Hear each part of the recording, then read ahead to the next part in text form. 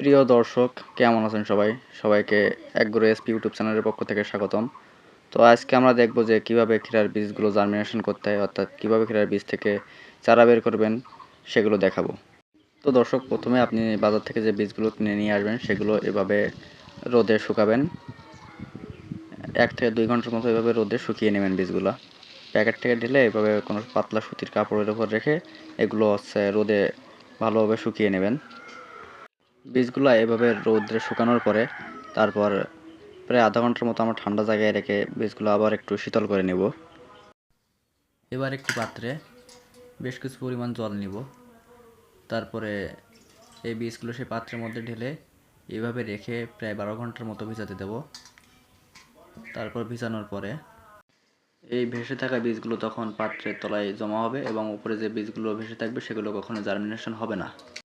বীজগুলো 12 ঘন্টা ভিজানোর পরে এভাবে একটি সুতির কাপড় নিয়ে সেখানে বীজগুলো ঢেলে যখন জলগুলো শুকিয়ে যাবে তখন গামছাটা একটু ভেজা অবস্থায় রেখে এগুলো এই গামছা দিয়ে মুড়ে তারপর একটি পাত্রের মধ্যে রেখে দিব।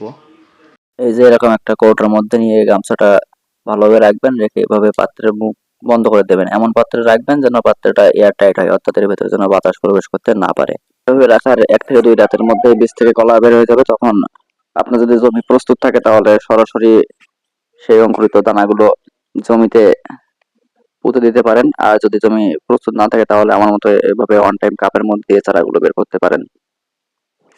এই যে ভিউয়ার্স দেখেন, আমি অন টাইম কাপের মধ্যে যে বীজগুলো দিয়েছিলাম এখান থেকে কিন্তু অধিকাংশ গ্লাসের মধ্যে চারা বেরিয়ে গিয়েছে। আর আজকে আমি আর কি, যেহেতু গাছের 2 পাতা বেরিয়ে গেছে এবং আরো কচি পাতা ছাড়ছে, এই কারণে আমি আজকে ছত্রাকনাশক স্প্রে করছি। তো এভাবে কিন্তু আপনারা চাইলে চারাগুলো বের করতে পারেন বা বীজের অঙ্কুরোদ্গমন করতে পারেন। তো ভিউয়ার্স, ভিডিওটি আর বড় করব না, সবাইকে ধন্যবাদ জানিয়ে ভিডিওটি এখানে শেষ করছি। সবাই ভালো থাকবেন, ধন্যবাদ সবাইকে।